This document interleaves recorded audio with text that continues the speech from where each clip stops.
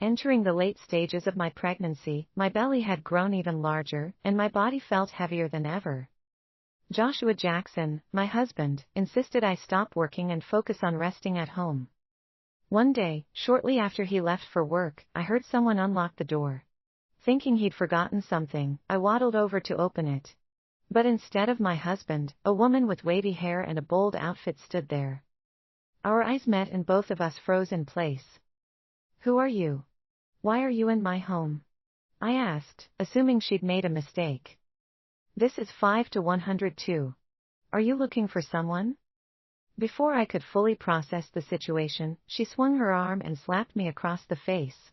Stumbling from the blow, I nearly lost my balance. "You're living in my home and you don't even know who I am," she sneered.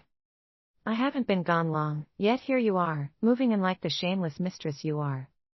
She didn't give me a chance to explain before she rolled up her sleeves and struck me repeatedly across the face.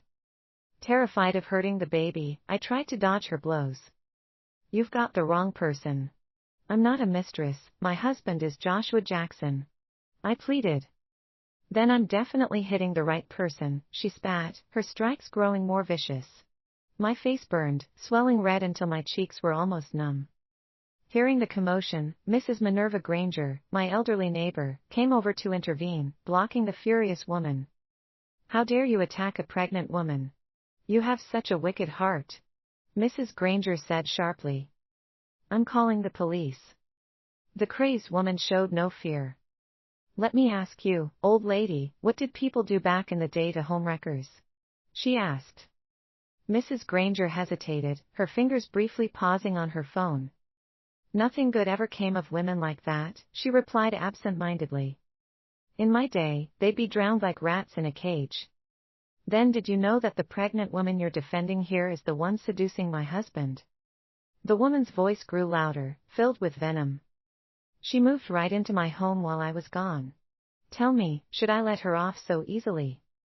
Hearing this, the sympathy on Mrs. Granger's face vanished only to be replaced by a look of utter disgust. After sizing me up from head to toe, she sneered dismissively. Undeterred, I turned to her, desperately trying to explain. "I've lived here for a year, Mrs. Granger.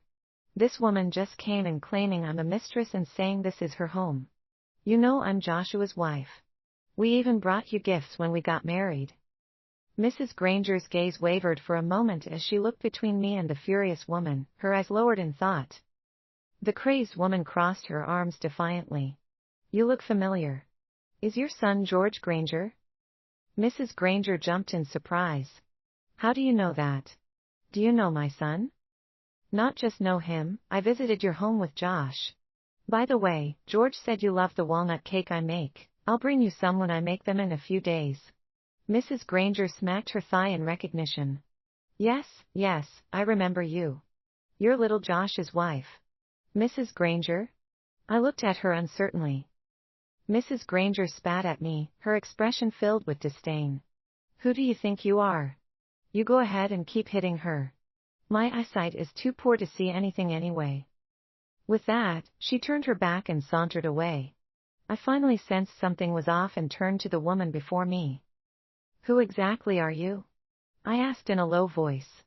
"Oh, so now you're afraid?" she taunted.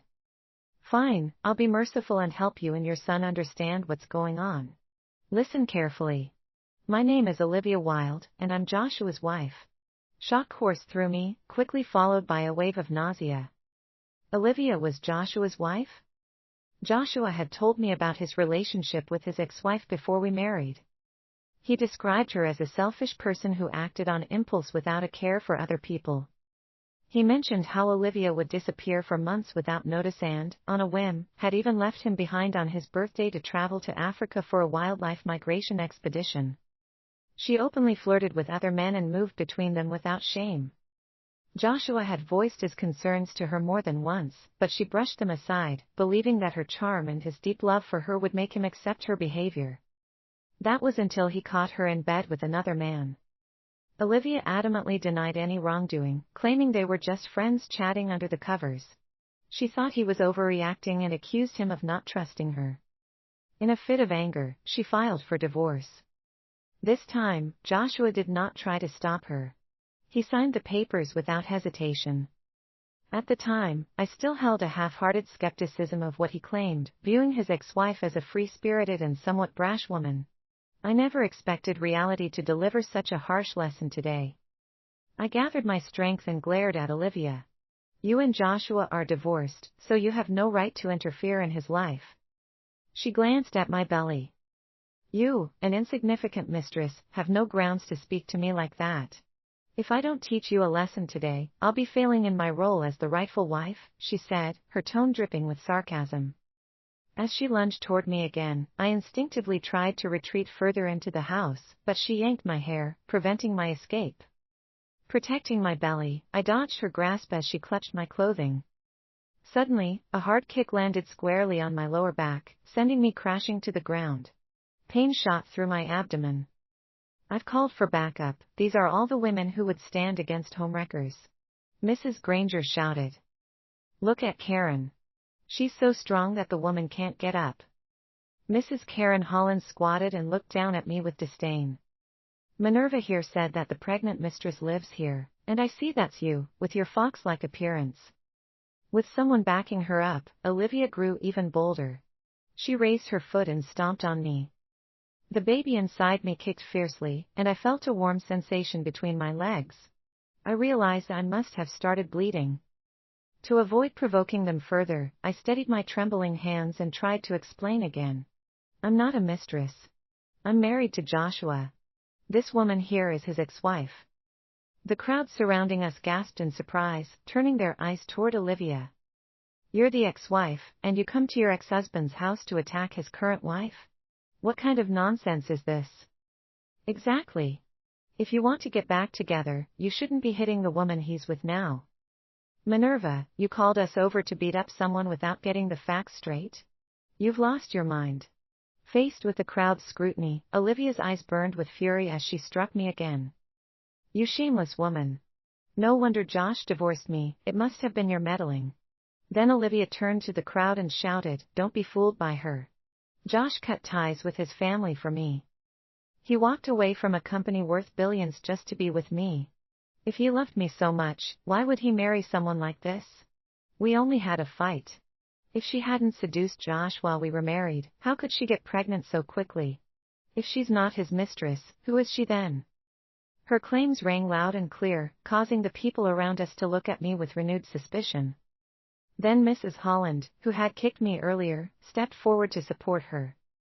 That's how my husband was too. He deceived me, claiming he wanted to buy me a house, then brought the pregnant mistress into our home. We can't trust her. These mistresses are very cunning. It doesn't matter if this shameless woman is married to Joshua. She's still a mistress. Today, we're here to deal with her. Yes. Let's deal with the mistress.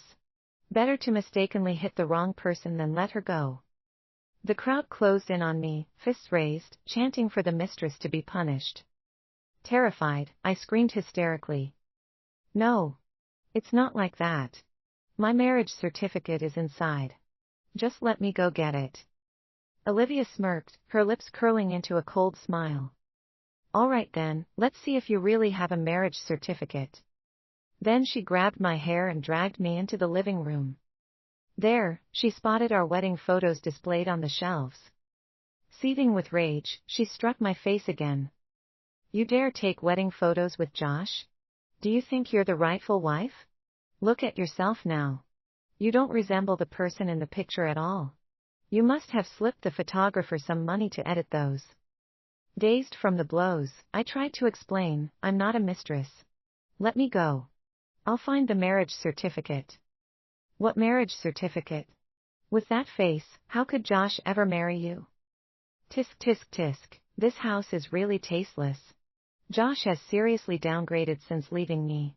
Ladies, please do me a favor and destroy all this ugly stuff. At her words, the women surged forward, and the room was suddenly filled with the sounds of smashing and crashing. My wedding photos with Joshua, the newly bought crystal chandelier, and our matching couple mugs were shattered into pieces. Olivia rummaged through my belongings and found the introduction to my gallery. She approached me and unleashed another round of blows, striking me relentlessly. You, the owner of a gallery? Do you even know what art is? The Royal Academy of Arts?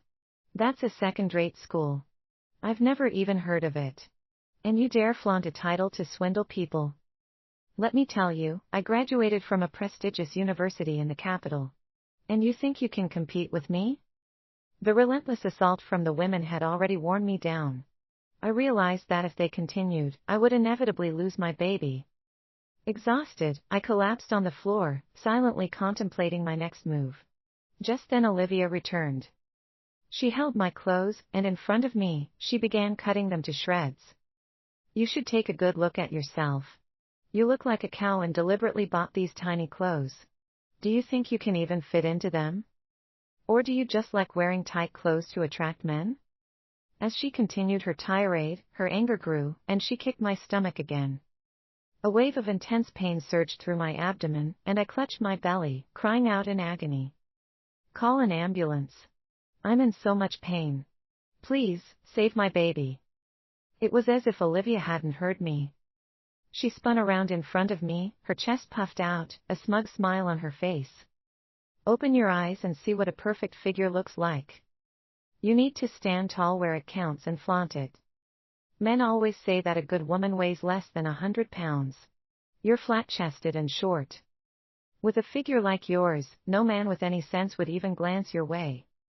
If Josh even looked at you, he must have been desperate. Blood continued to flow between my legs, and I felt my strength fading. My vision blurred as I slipped into emptiness. Look, the little mistress's water broke. Is she about to give birth?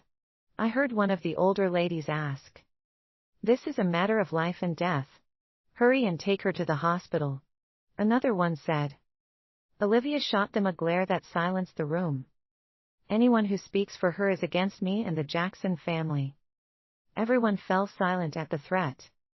Olivia smirked at my belly, her lips curling with disdain. If you dared to be the mistress, you should have expected this retribution. An illegitimate child born out of secrecy and betrayal doesn't deserve to live. Let her give birth here. I want to see what kind of monster comes out of her. The pain in my abdomen intensified, and in my haze, I sensed something slipping away from me. Then I heard running footsteps and a familiar voice broke through my pain. Olivia! Why didn't you close the door while you were home alone? Joshua had finally